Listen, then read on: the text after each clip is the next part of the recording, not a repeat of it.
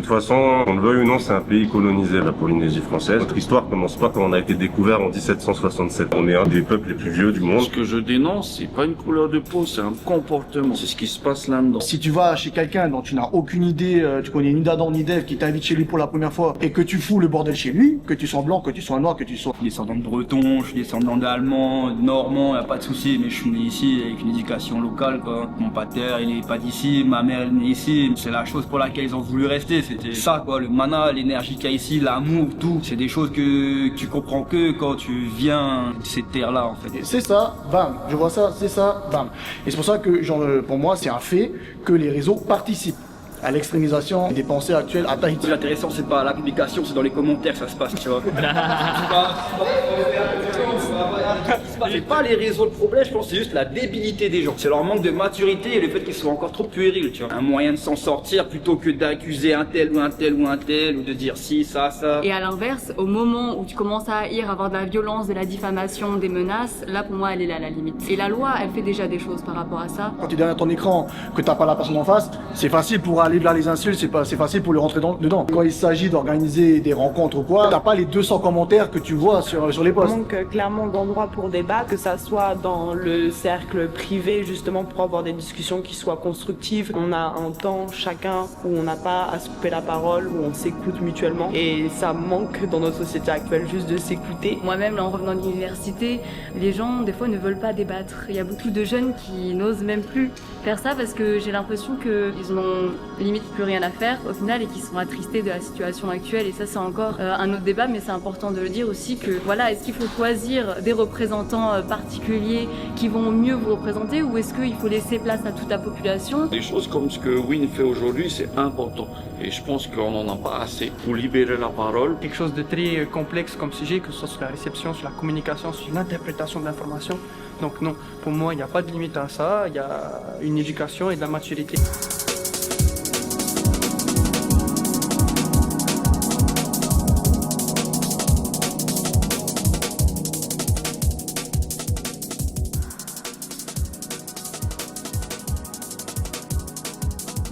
À Tahiti, certains sujets sont difficiles à aborder. L'identité, la terre, la colonisation, le rapport entre ceux qui sont d'ici et ceux qui arrivent d'ailleurs, ce sont des sujets sensibles parce qu'ils touchent à l'histoire, à la famille, à la culture, mais aussi à des réalités très concrètes. Ces derniers temps, une figure comme Teva Pater fait beaucoup parler de lui sur les réseaux sociaux, notamment à travers ses vidéos où il critique le comportement de certains à Tahiti qu'il appelle parfois des colons. Pour certains, il dit tout haut ce que beaucoup pensent tout bas, pour d'autres, son discours va trop loin, divise ou peut même devenir dangereux. Mais aujourd'hui, cette vidéo n'est pas un procès. Ce n'est pas une vidéo pour humilier, défendre aveuglément ou condamner qui que ce soit. L'objectif, c'est de créer un espace de débat, un espace où l'on peut parler franchement mais avec respect. Parce que derrière les mots, il y a souvent des blessures. Derrière la colère, il y a parfois une histoire. Et derrière les tensions, il y a peut-être, surtout, un besoin d'être écouté. Alors, aujourd'hui, on va se poser les vraies questions. Est-ce que le mot colon est trop violent? Est-ce que les réseaux sociaux rendent les gens plus extrêmes? Bienvenue dans ce débat.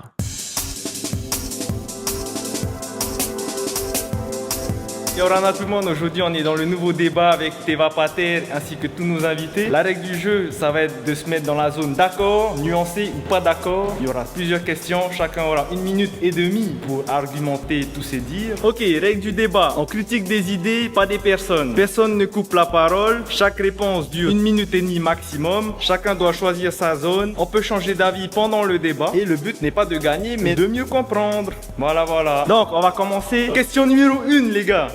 Pensez-vous que Teva Pater tient un discours dangereux actuellement? Placez-vous.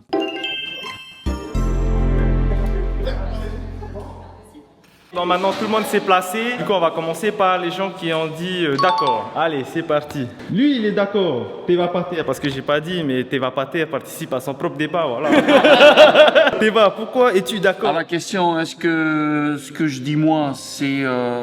comment t'as dit déjà? Comment t'as formulé le truc? Dangereux. Dangereux, oui, c'est dangereux dans le sens où, quand c'est mal compris, ça peut vraiment entraîner des problèmes que j'ai en ce moment, c'est que t'es vite catalogué raciste. Plus encore si on va en profondeur, sur l'armée, la France en porte-à-faux. Parce qu'aujourd'hui, la France aujourd'hui ne veut pas reconnaître qu'il y a un problème aujourd'hui. Et à cause de ça, nous, on ne peut pas se défendre de manière juridique. Il n'y a aucune loi pour nous protéger, nous. Alors ça va faire débat, même je suis sûr jusqu'en France, dans le sens où, comme une certaine rébellion de ma part en tout cas, et c'est là où ça devient dangereux. Les renseignements généraux s'occupent de mon cas, ils regardent ce que je fais, je sais que je suis sur écoute, c'est là où ça devient dangereux pour moi et ma famille. Et c'est dangereux aussi pour les autres qui n'arrivent pas à comprendre mon combat. Après, je dis toujours, moi je suis pas responsable de ce que toi tu comprends. Dans ces deux optiques-là que je dis, oui c'est dangereux ce que je dis. Voilà, et ça peut évidemment dans certains cas faire monter la haine entre nos peuples à nous, mais Coupé. voilà. Merci.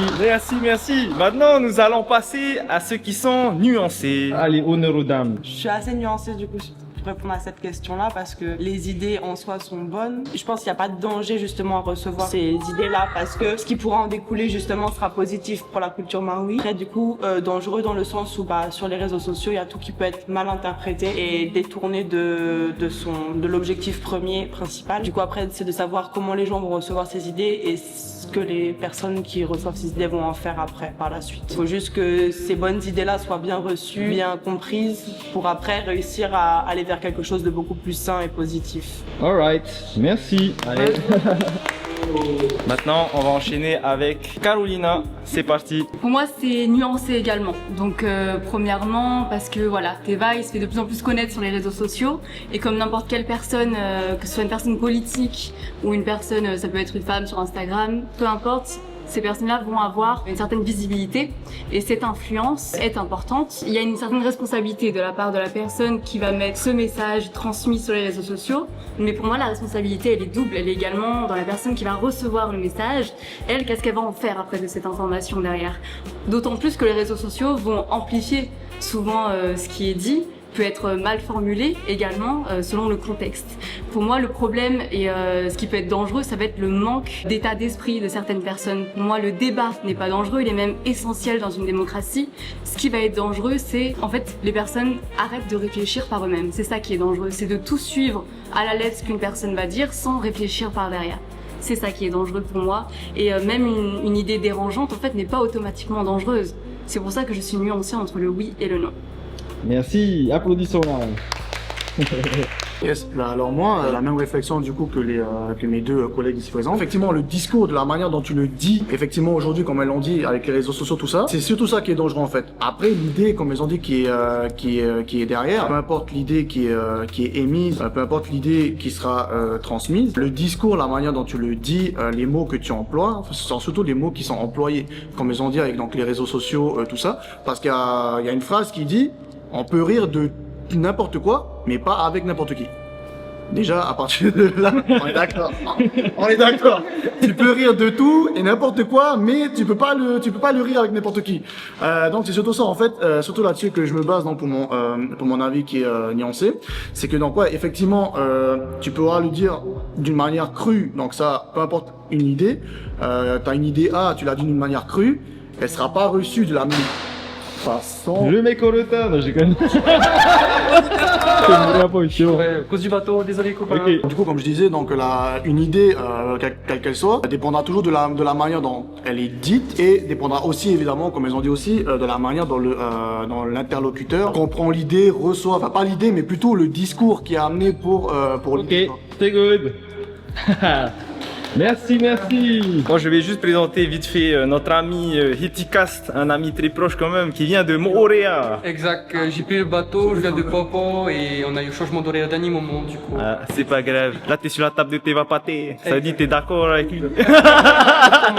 Qu'est-ce qui se passe? Yes. C'est ça, tu vas découvrir au fil du temps. Maintenant, nous allons passer avec ceux qui ne sont pas d'accord. C'est parti. Monsieur Mania. Yorana, pouvez-vous répéter la question, monsieur? Alors, est-ce que les propos de Teva Paté sont-ils dangereux? Attends, vous. Alors, pour ma part, je dirais que non, parce que ce monsieur ici présent a des idées. Tu peux être d'accord ou pas avec lui, tu peux respecter ce qu'il va dire ou pas. Tu ne peux pas être dangereux, tu peux dire n'importe qui, comme mon copain l'a dit tout à l'heure, tu peux dire n'importe quoi, n'importe qui. On est dans un pays maintenant où la liberté d'expression est là et je pense que si tu commences à vraiment vouloir parler de violence et de danger derrière ces propos, c'est que derrière tu as déjà un sentiment de haine au fond de toi et c'est toi-même qui attiste ce danger, cette haine au fond de toi. Si ce monsieur a dit ce qu'il a dit et que ça t'a touché, je pense que cela c'est dangereux. Pour ma part, non, je trouve pas ça dangereux, au contraire, je trouve ça intéressant et je pense que ça peut tourner une page, on va dire, sur un gros problème qu'il y a ici. Voilà pour ma part. Ok, merci beaucoup. Applaudissons-le. Monsieur, comment on va t'appeler? Technique. Technique, monsieur technique. Ouais, pareil, je trouve que c'est pas dangereux parce que, je vais revenir sur un truc, faut nuancer aussi. Comme on dit, je pense que moi, quand je dis c'est pas dangereux, c'est parce que moi, je ne prends pas personnellement les attaques qui dénoncent. Et je pense que les gens qui se sont sentis pointer du doigt, peut-être c'est eux qui sont dangereux au final. Mais après, non, je partage les idées que Teva Pater défend. On dénonce un comportement, pas une race en général. Donc après, voilà, chacun fait la part des choses et voit midi à sa porte. Alright, bah merci. Voilà. Si vous voulez changer d'avis, vous pouvez vous déplacer ou pas. Tout le monde. Attends. Je suis. C'est pas grave.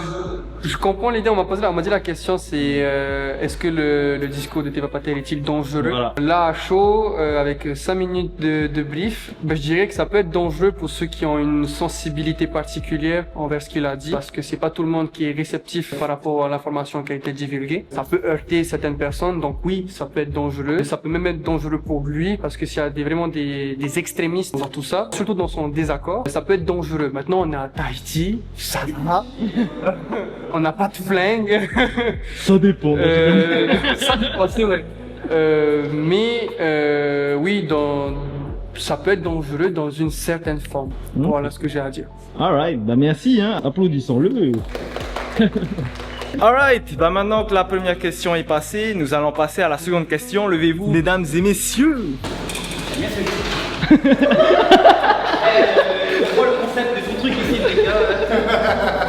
Deuxième question. Pensez-vous que le terme colon est exagéré et ne devrait pas être utilisé aujourd'hui à Tahiti? C'est parti.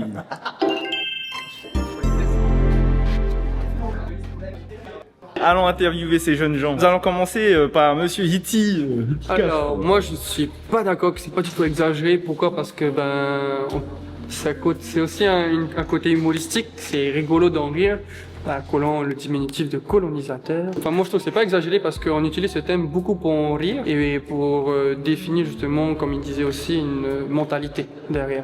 Après, est-ce que c'est péjoratif? Ça dépend de comment tu le prends. Si tu te sens attaqué par rapport à ça, c'est que toi, tu as un souci à régler, comme ce que Mania aussi disait. C'est pas exagéré, on pourrait beaucoup l'utiliser dans le quotidien. Et franchement, moi je trouve ça plus rigolo qu'autre chose. C'est pas exagéré. Tout dépend aussi de comment tu le dis. Si tu dis colon, sale colon, bien sûr que là, du coup, tu te sens attaqué, mais dans une discussion, non. Merci. À ton tour. Ok, let's go. Alors moi, je suis du côté non, parce que pour moi, un colon, déjà, c'est un mot qui est chargé d'émotions et un mot qui est chargé d'histoire.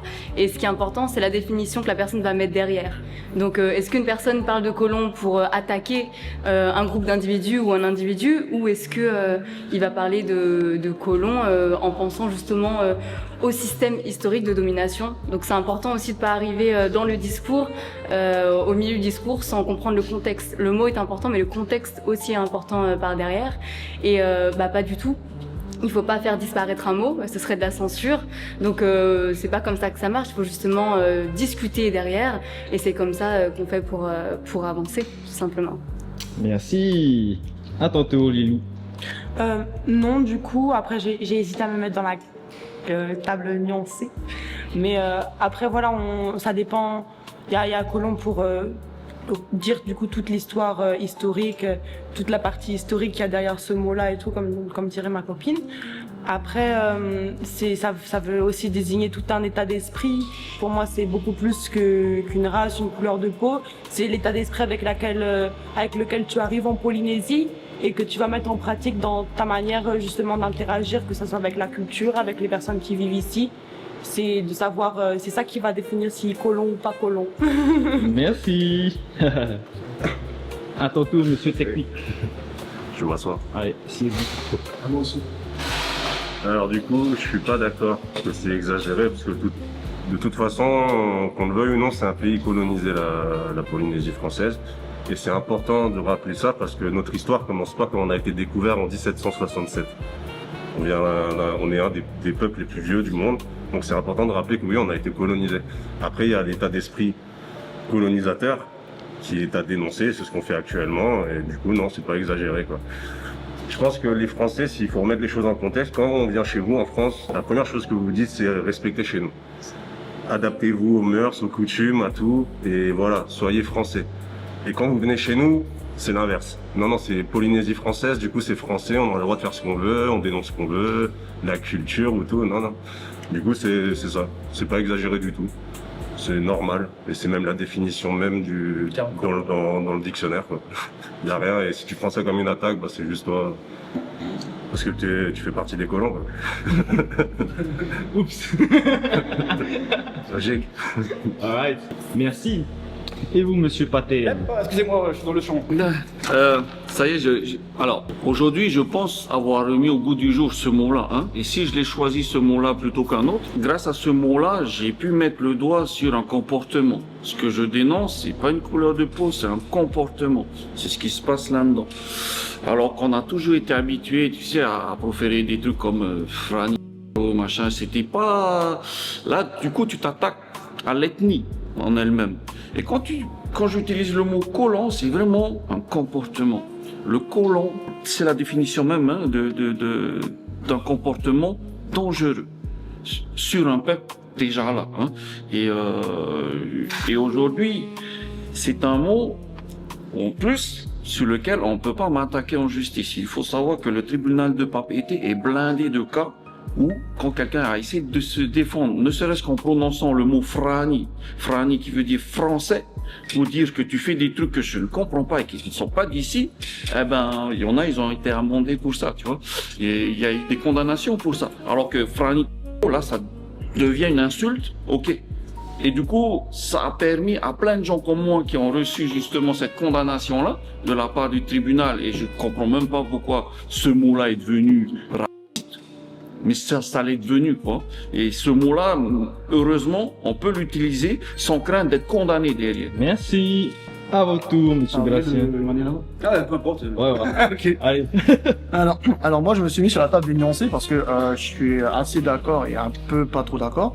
En fait, je suis d'accord pour plutôt dans l'idée où le terme il peut être utilisé, exactement, mais il ne peut pas être utilisé à tout va en fait. Parce que comme disait Teva, comme disait aussi mon collègue technique, en fait, c'est que le colon, comme il disait, c'est une mentalité en fait. À la base, un colon, c'est quelqu'un, comme ça a été dit, qui vient chez toi, qui fait ce qu'il veut, blablabla. Or, historiquement, dans le monde entier, ce n'est pas que les Français qui sont des colons, en fait. C'est vraiment, genre, si tu vas ailleurs, pour les Chinois, ce sont les Japonais, pour telle ethnie, c'est une autre ethnie, et pour les Tahitiens, le colon, c'est le Français. Et sauf que, au fur et à mesure des générations, le terme colon, bah, vu que ce sont les Français qui sont venus nous coloniser, c'est que le terme, il est resté donc attaché aux Français et donc attaché aux Blancs. Donc c'est pour ça qu'on dit donc tout ça. Donc oui, le terme, il est assez, il n'est pas exagéré en soi, mais encore une fois, ça dépend du contexte dans lequel tu l'emploies. Si c'est juste pour traiter un Français, un Blanc de colon, oui, là, c'est carrément exagéré. Là, je suis d'accord. Mais après, comme c'est surtout ce qui se passe là-dedans, en fait. Genre, si tu vas chez quelqu'un dont tu n'as aucune idée, tu connais ni d'Adam ni d'Ève, qui t'invite chez lui pour la première fois, et que tu fous le bordel chez lui, que tu sois blanc, que tu sois noir, que tu sois chinois, que tu sois peu importe, pour lui, t'as une mentalité de colon. T'es pas blanc pour autant, mais t'as la mentalité qui va avec.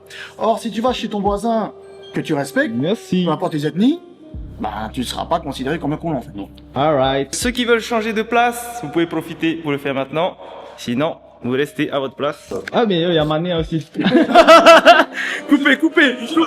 Monsieur Mané, hein. Ouais, alors du coup, je pense que non, au contraire, le terme colon, c'est le terme qu'il fallait utiliser. Moi, vous voyez bien, je suis pas d'ici, hein. Je suis descendant de Breton, je suis descendant d'Allemand, de Normand, y a pas de souci, mais je suis né ici avec une éducation locale, quoi. Mon pater, il est pas d'ici, ma mère elle est née ici, mais quand ils sont arrivés ici, c'est la chose pour laquelle ils ont voulu rester, c'était ça, quoi, le mana, l'énergie qu'il y a ici, l'amour, tout. C'est des choses que tu comprends que quand tu viens de cette terre-là, en fait. Je pense que non, c'est le terme qu'il faut utiliser pour pas dire Voilà, tu comprends mon tarif, voilà. Mais ouais, c'est juste, je pense, l'éducation, le fait de, voilà, si ça avait été chez toi, t'aurais pas voulu qu'on fasse ça. Moi, je surfe tous les jours. Je suis à Tahapuna, c'est la passe la plus fréquentée de Polynésie. Nous, j'ai commencé à surfer là-bas, c'était il y a quoi? Il y a 8 ans, on était 15, 20, c'était que des locaux. Maintenant, il y a des touristes de partout, ils font comme chez eux, ils respectent pas. Local first, normalement. C'est chiant parce que du coup, ça, il y a une certaine haine qui grossit de plus en plus et c'est nul parce que, si on doit se taper dessus sur le récif pour des vagues, ça c'est con. Mais alors, je parle du surf, mais c'est pareil partout, sur la route, sur ci, sur ça. Juste le fait de klaxonner, normalement, ça c'est un mouvement parisien, ça, tu vois, c'est pas un truc ici, tu dis un truc, attention, tu vois, par de klaxonner, enfin, il y a plein d'exemples. Maruru. Excellent, vous pouvez vous applaudir tous. Bravo. Maintenant, nous allons passer à la troisième question. Veuillez vous lever, s'il vous plaît. Penses-tu que les réseaux sociaux participent à l'extrémisation des pensées en Polynésie?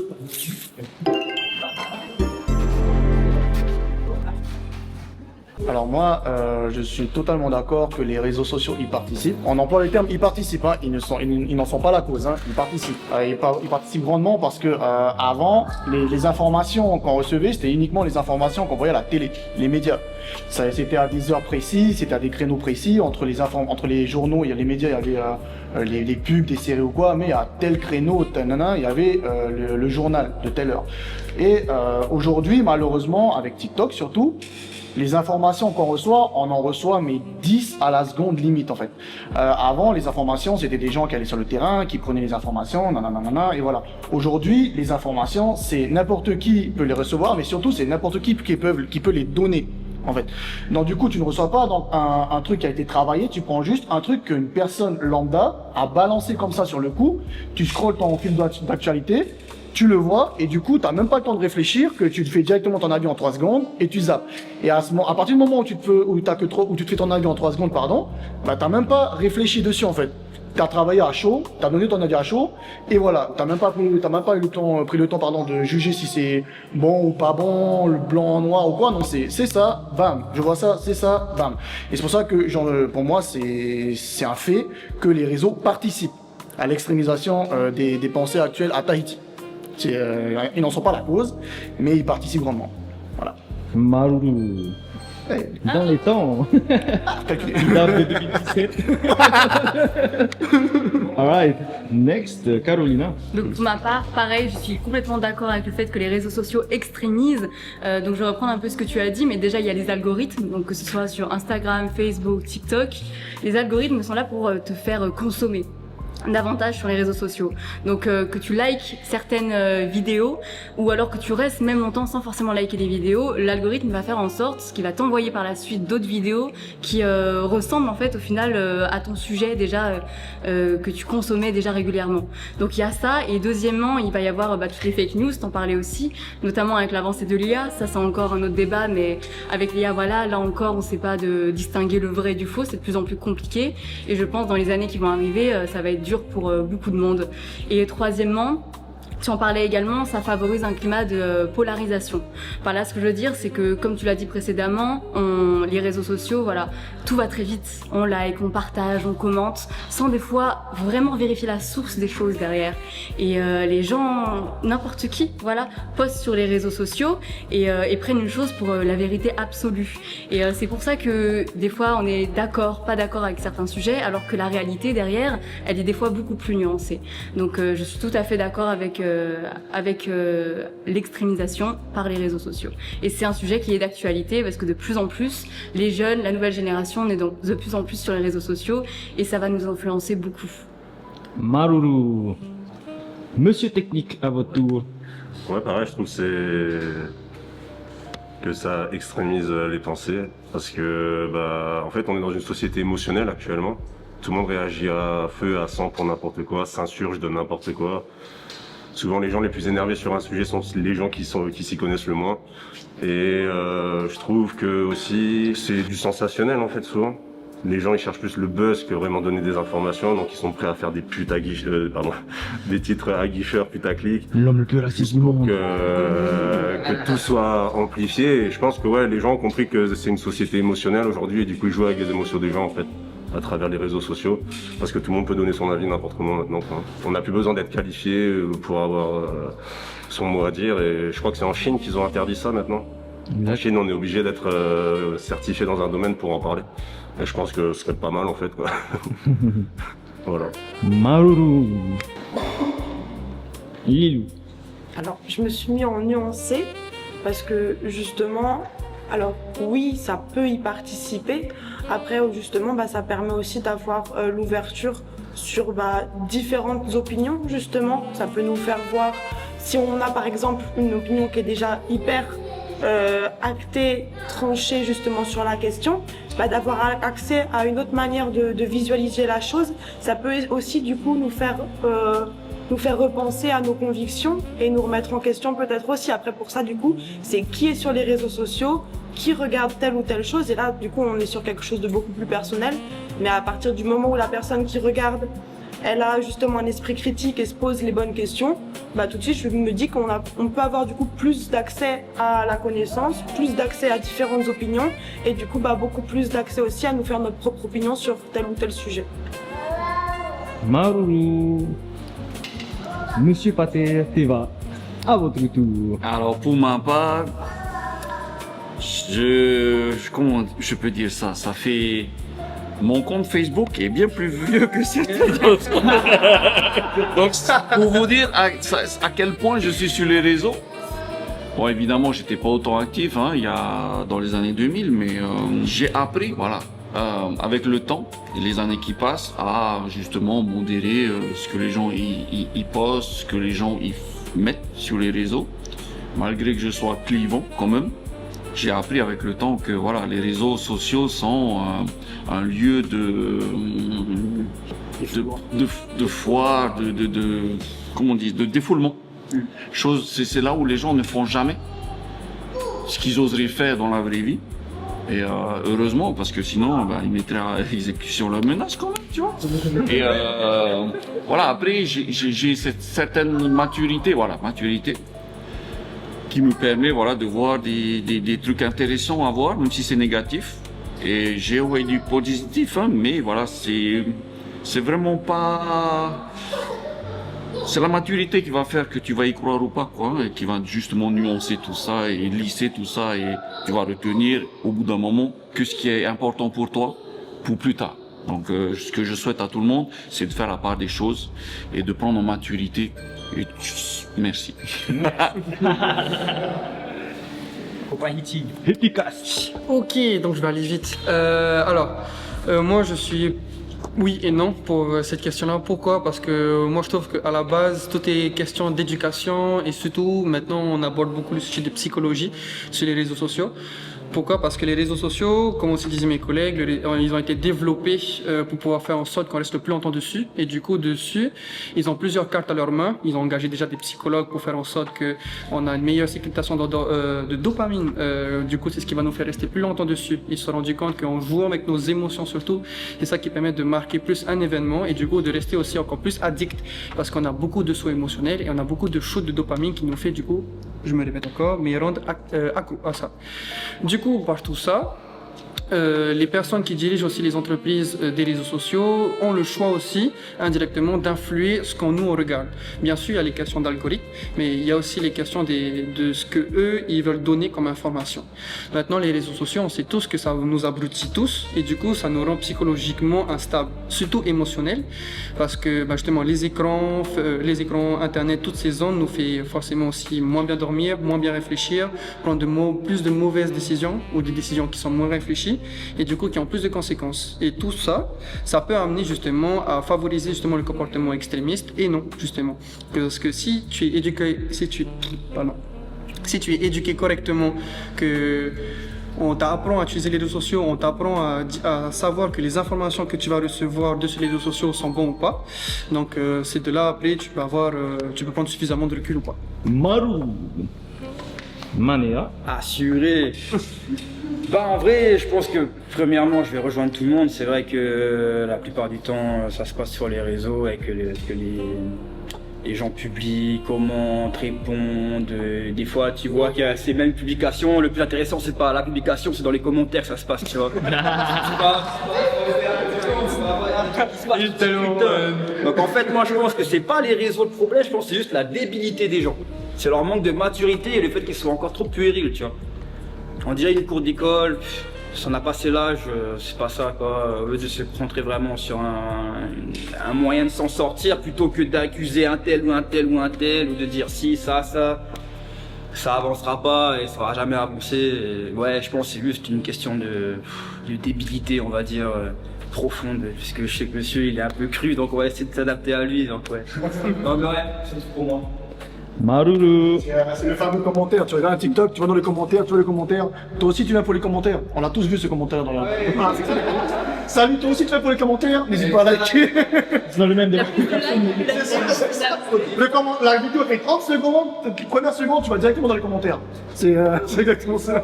Je te jure, je vois ces vidéos en plus, ça part d'un conflit, ce qu'on parle là, on dirait un peu, tu vois.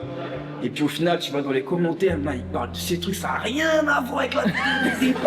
Mais qu'est-ce qu'ils vont, ils s'explosent. Et tu te dis, mais les gars, là, il y a vos boss, il y a vos familles, il y a tout le monde qui peut voir ce que vous publiez. Enfin, réfléchissez, quoi. C'est pas là pour. C'est pas un dépotoir, c'est pas une poubelle, les réseaux, tu vois. Faut pas mettre ta merde là-bas, au contraire, enrichis les gens, quoi. Dis des trucs intéressants. Ouais, voilà. Après, Next question. Oh, vous n'êtes pas fiou, vous n'êtes pas fatigué. Qui veut de l'eau, vous voulez de l'eau? Bon. Ok, allez, question numéro 4.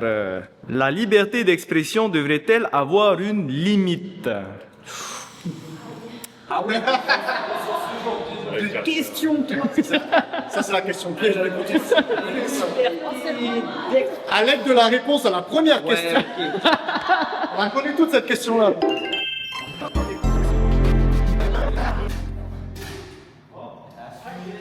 Commençons par ceux qui sont d'accord. Alors, en public en tout cas. Quand il s'agit d'une personne importante qui doit faire des discours, informer la population, ou des publications un peu pour tout le monde, des infos, ouais, je pense qu'il y a des choses qu'il faut pas dire, ou du moins faire attention à comment on le dit. Après chacun, on est tous différents, tous uniques, donc on a tous une opinion différente, tous un passé différent, une vision de la vie différente, donc non, là, l'expression est là, le parler, la langue est là pour ça, c'est juste... Il y a des gens qui ne sont pas assez matures pour entendre des choses, ou du moins pour les comprendre. Dans ces moments-là, je pense qu'il faudrait peut-être limiter la liberté d'expression. J'ai pas envie de le dire, mais effectivement, ouais, c'est ça. Alright. Merci. Next. Moi, j'ai voté oui aussi pour celle-ci. Donc, pour moi, toute liberté a une responsabilité par derrière. J'aime bien dire que notre liberté s'arrête là où commence celle des autres. Par là, ce que je veux dire, c'est que il va y avoir une nuance au niveau de si ça nuit à ton prochain. Donc, en fait, débattre, ce n'est pas pareil que haïr. Et pour moi, elle est là la limite. Ce qui est intéressant dans cette question, c'est pas plutôt oui, pour moi, il y a une limite, mais où est-ce qu'elle va se situer? Et pour moi, la limite, ça va être là, parce que des fois, on peut définir un argument, un débat, donner ses idées, mais par contre, la langue française est assez riche pour qu'on dise des mots qui sont clairs par rapport à ce dont on veut parler. Et à l'inverse, au moment où tu commences à haïr, avoir de la violence, de la diffamation, des menaces, là pour moi elle est là la limite. Et la loi elle fait déjà des choses par rapport à ça, mais pour moi voilà, ça fait partie des limites dans l'expression, la liberté d'expression. Mauru. Next one. Nuancé parce que dans certains combats, je suis pour le fond mais pas pour la forme. C'est-à-dire qu'on peut informer des gens sans en incriminer et harceler des gens. Et je pense que c'est plus ça qui me freine sur la liberté d'expression, c'est que je suis pour qu'on dénonce des choses mais pas qu'on fasse, comme on dit, devant tout le monde du lapidage, on jette la pierre et on tape sur les doigts. Je pense qu'il y a des comportements à dénoncer mais il y a la manière de le faire, comme on dit, il y a l'art et la manière. On est dans une société où ça marche à la justice, donc laissons faire la justice. Mais voilà, je pense que comme elle disait, il faut faire attention, faut pas blesser. Il faut dénoncer des comportements, mais il faut le faire intelligemment, parce que sinon, en fait, tout ton combat, il perd son sens, en fait. Je pense que c'est un peu ce qui s'est passé avec Teva Pater au final. Son message a été complètement déformé, mais au final, le fond est là, quoi. Donc, il faut juste faire attention à comment combattre, quoi, je pense. C'est tout. Assez mitigé du coup pour cette question-là. Ça touche quand même à un sujet assez clivant, pour ce qui est de la liberté d'expression. Après, on a dit 2026, faut les choquer en fait, faut y aller parce qu'on voit que dans la douceur, des fois, ça n'a pas forcément suffisamment d'impact aussi que là, on est sur le Fénois, c'est un petit écosystème, il y a une urgence au niveau climatique, au niveau des communautés, des différentes communautés. Le vivre ensemble, comme on dit. Ben voilà, les différentes communautés, justement, elles doivent apprendre à vivre ensemble. Et donc après, faut être peut-être un peu plus cru dans notre manière de parler pour pouvoir être mieux écouté. Et au final, Teva Pater, qui a été justement très cru dans ses dires, ça donne lieu aujourd'hui à un moment de partage d'idées où s'il n'avait pas forcément élevé sa voix et dit des trucs qui auraient choqué les gens, on serait pas là aujourd'hui pour en parler et pour justement, ok, qu'est-ce que tu voulais dire par rapport à ça? Quand tu as dit ça, qu'est-ce que ça voulait dire? Ça donne lieu à des moments de partage et ça, à mon avis, c'est comme ça qu'on va pouvoir avancer justement. Si tout le monde est tout lisse et pas faire de vagues et tout, oui, effectivement, ça va pas faire de vagues, mais ça va pas changer grand-chose, quoi. Yes, alors moi, je me suis mis sur la table non, mais j'ai quand même un pied dans la section des puceaux. Parce que voilà, hein. Donc, mais je suis plus pour le non que la liberté d'expression ne devrait pas tant avoir de limites que ça plutôt, parce que comme l'a dit ma collègue, et l'a dit aussi mon autre collègue, c'est il y a l'art et la manière, mais aussi il y a une phrase qui dit ta liberté se termine là où celle de l'autre commence, en fait. Et donc du coup je reprends ce que j'ai dit aussi tout à l'heure, c'est que tu peux rire de n'importe quoi, mais pas avec n'importe qui. C'est que c'est comme ils ont dit, l'art et la manière, la forme, et donc il y a la manière de le dire et le fond par derrière. Si je vais prendre un autre exemple, c'est ce qui est arrivé à Scanos. C'est la vérité, c'est la vérité. Je suis peut-être sur un terrain miné, mais la vérité, au début, il n'était pas connu des réseaux, il était connu de personne. Il a commencé ses vidéos à comment il chargeait son téléphone avec des capuchons et une batterie qu'il avait trouvée au bord de la route. Et à partir de là, il est devenu un personnage sur les réseaux, mais il a fait des pubs avec tout le monde. Et après, il a commencé à lui monter à la tête, et le public, ils ont plus trop aimé ce qu'il est devenu. Mais il s'est quand même exprimé à sa manière, mais il y a des gens qui n'étaient plus trop d'accord avec ce qu'il disait quand ils ont vu qu'en fait, c'est peut-être pas le personnage qu'ils adulaient ou le personnage qu'ils adoraient, mais il a quand même gardé une partie de ses fans. Et ses fans aussi, une partie là-dedans aussi, qui le suivaient depuis les débuts. Donc il y a des gens qui étaient d'accord avec ce qu'il disait, comment il agissait, mais il y a d'autres qui étaient pas trop d'accord. Donc c'est pour ça que je suis plus dans le non que la liberté d'expression ne devrait pas avoir de limite, mais il y a quand même une petite dose avec ça, quoi. Maudit. Voilà. Monsieur Teva. Moi, je suis no limite, moi. Balance tout ce que tu veux. De toute façon, tout le monde me connaît. Depuis que je suis petit, dès qu'il y a un truc dans mon cerveau, tu l'en dis, live différé, tu vois.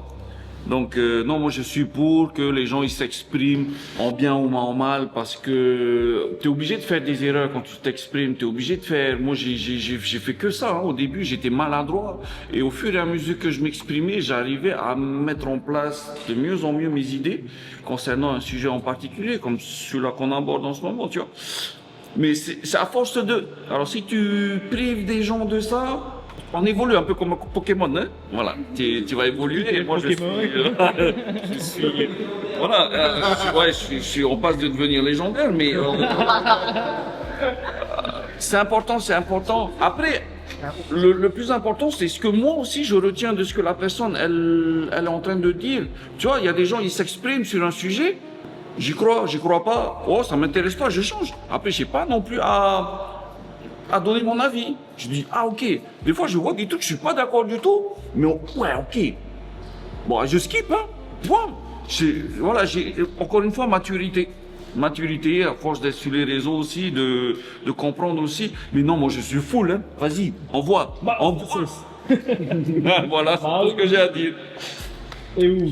Yo, alors moi je trouve que non, pareil, je rejoins un peu Teva, il n'y a pas trop de limites dans nos manières d'exprimer. Il y a par contre des personnes agréés pour communiquer sur certaines choses. Donc oui, on ne peut pas dire tout haut, tout bas ce qu'on pense à n'importe qui. Il y a des personnes qualifiées pour écouter ce qu'on dit, que ce soit des psychologues, que ce soit même que ce soit pour du cul, un sexologue. Il y a des choses qui font parler avec certaines personnes. C'est pas tout le monde qui aura les réponses à tes questions. Et tu vas pas non plus demander des trucs de cul au président. Donc oui, il y a aussi une limite. Il y a aussi une limite à ça. Maintenant, moi je dirais aussi, il n'y a pas de limite parce qu'il ne faut pas imposer de sorte de censure au peuple ou à des personnes parce que tout le monde doit quand même garder cette liberté d'expression. Tout le monde doit quand même pouvoir dire tout haut et tout bas ce qu'il pense. Mais ce que je veux dire par là, c'est que ce soit plus dirigé. En étant plus mature, en faisant des erreurs. De toute façon, c'est comme ça que l'être humain fonctionne, c'est en faisant des erreurs.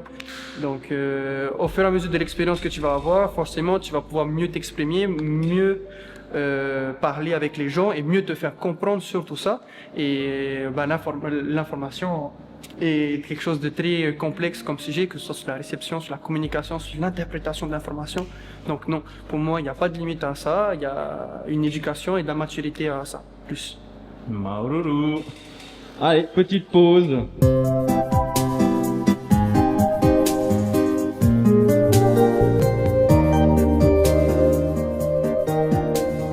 Dernière question pour finir en beauté.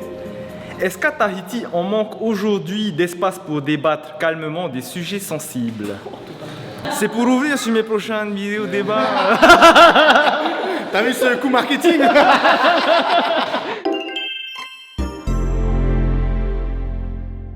Allez, technique, il part en premier, voilà. Ouais, surtout pour le public. Parce qu'encore une fois, ça revient au truc que j'ai dit avant, faut être, tu parles d'un sujet que tu connais, et je pense que les politiques, des fois, peut-être, ils parlent de choses qu'ils connaissent même pas, c'est-à-dire les problèmes réels de la société, les problèmes des locaux, de la précarité, les enjeux sociaux, le racisme. Donc peut-être qu'il faudrait laisser la place à certains gens lambda, entre guillemets, du peuple, tout simplement, quoi, aller débattre avec ces gens-là, parce que depuis leur tour d'ivoire, ils voient pas grand-chose, quoi. Nana. Merci beaucoup tous. À la prochaine, gros. Thanks, bro. Oui, du coup, on manque clairement d'endroits pour débattre, que ça soit dans le cercle privé, justement, pour avoir des discussions qui soient constructives. Là, on a un temps chacun où on n'a pas à se couper la parole, où on s'écoute mutuellement. Et ça manque dans notre société actuelle, juste de s'écouter. Après, on manque également de support, d'endroits où justement on va pouvoir porter notre voix et on va pouvoir donner nos idées tout en ayant un certain contrôle, évidemment. Mais du coup, de pouvoir délivrer nos idées, en discuter. Et c'est comme ça qu'on va faire avancer les choses, en fait, c'est en discutant et en donnant, en fait, l'espace à la parole. Voilà. Maururu. On manque de bons représentants. C'est-à-dire qu'on a les lieux pour débattre sur les sujets importants, concrets, mais les personnes qui sont là pour débattre à notre place ne s'interrogent pas sur les bonnes questions, sur les bons sujets. Et je trouve que justement on est dans une démocratie, hein, c'est le pouvoir par le peuple. Et je pense qu'en fait, non, pas du tout. Donc du coup, demander plus aux gens leur avis, se renseigner plus sur la population, et peut-être que là, ça pourra changer. Mais sinon, on a ce qu'il faut, on a les infrastructures, on a les gens diplômés, on a tout. C'est juste, c'est leur manque de renseignements et surtout d'envie vraiment de résoudre ces problèmes-là, quoi. C'est tout. Ouais, moi aussi je suis d'accord qu'on manque de spots pour débattre, mais je suis aussi, ouais, comme il a dit le collègue là, c'est que déjà en vrai on manque de spots en présentiel, parce qu'en vrai pour débattre c'est simple, tu prends le premier TikTok que tu vois, tu vas dans la section commentaires, tu craches le premier venu. Et voilà, t'as un débat qui se crée. Donc oui, c'est même sur Facebook, le groupe Allo qui sait quoi, tout le monde le connaît. Voilà, mais on manque de spots en présentiel, IRL, pour voir la personne en face. Parce que quand t'es derrière ton écran, que t'as pas la personne en face, c'est facile pour aller vers les insultes, c'est facile pour lui rentrer dedans. Mais quand il s'agit d'organiser des rencontres ou quoi, là, t'as pas les 200 commentaires que tu vois sur les posts. Ce qui est, donc ouais, c'est surtout, donc on manque de spots en IRL, en présentiel, et comme il a dit, effectivement aussi de représentants, de personnes qui peuvent aider à pousser les sujets un peu plus loin, sans pour autant être dans l'hostilité, dans l'animosité, comme on est là entre nous. Personne s'est insulté, personne s'est rentré dedans. Donc voilà, on manque surtout de personnes, on va pas aller dire jusqu'à lucides, mais qui ne sont pas heurtés dans leur ego à la moindre remarque sur le local qui quoi, ou le collant qui quoi. Enfin voilà, c'est surtout dans cet esprit-là, quoi. Voilà. Oui, on manque de place, de spot pour débattre, mais on manque cruellement d'écoute, je trouve, plus par rapport à la population. Donc oui, on peut débattre, oui, on peut donner nos avis, mais on nous écoute pas réellement, je trouve. Moi, je vais vraiment pas aborder le sujet, par exemple, de politique. On n'écoute pas, je trouve, assez la population. Ou du moins, les écoutes sont là, mais les actions derrière, c'est difficile de les voir. Et c'est difficile, je pense, aussi pour eux de mettre en place ces actions de par ce qui est au-dessus de eux. Maintenant, après, pour toute la population, je trouve que ça, c'est vraiment mettre un spot pour pouvoir débattre justement librement. Tout en étant cadré, bien sûr, pas dire des conneries non plus. Mais que, ouais, ça serait cool si on peut vraiment avoir une écoute active des personnes qui peuvent faire de bonnes actions pour la population. Ça c'est vraiment plus sympa. Et développer plus de spots, bien sûr, mais pas que pour débattre. On manque réellement de spots pour la jeunesse. Ça, c'est un autre sujet. Et voilà. Malheureusement, c'est le constat que tout le monde fait aujourd'hui, hein, c'est qu'on s'est mis dans le coin où on manque cruellement de plateformes pour pouvoir s'exprimer sans contrainte. Aujourd'hui, tu as les 2 médias télévisés qui sont, on les connaît tous, hein, c'est chronométré.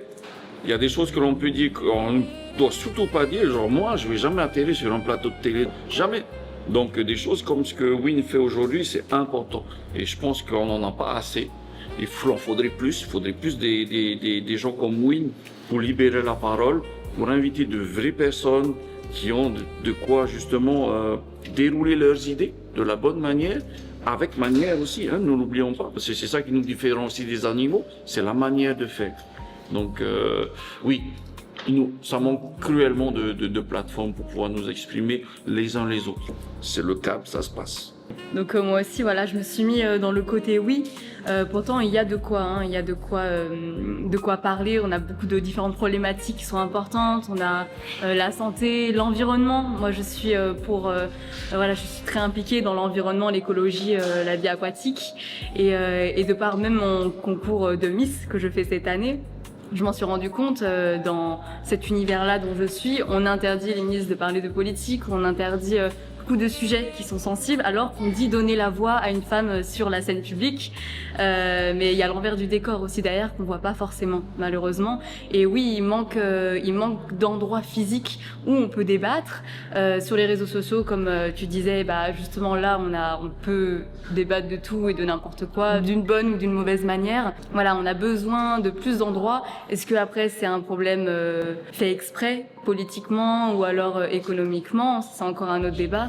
Mais c'est vrai que je pense qu'il manque. Et moi, étant de l'université, donc je suis une jeune femme de 21 ans, et moi-même, en revenant de l'université, les gens, des fois, ne veulent pas débattre. Il y a beaucoup de jeunes qui n'osent même plus faire ça parce que j'ai l'impression qu'ils n'ont limite plus rien à faire, au final, et qu'ils sont attristés de la situation actuelle. Et ça, c'est encore un autre débat, mais c'est important de le dire aussi que, voilà, est-ce qu'il faut choisir des représentants particuliers qui vont mieux vous représenter, ou est-ce qu'il faut laisser place à toute la population? C'est fini.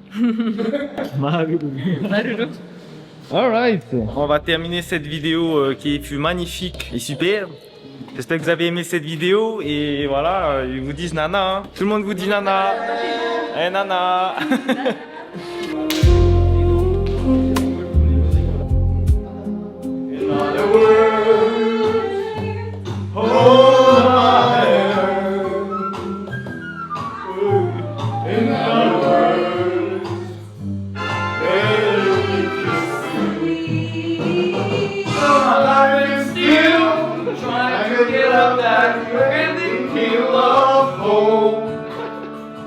For a destination, I realized quickly when I knew I should that the world would be left for me.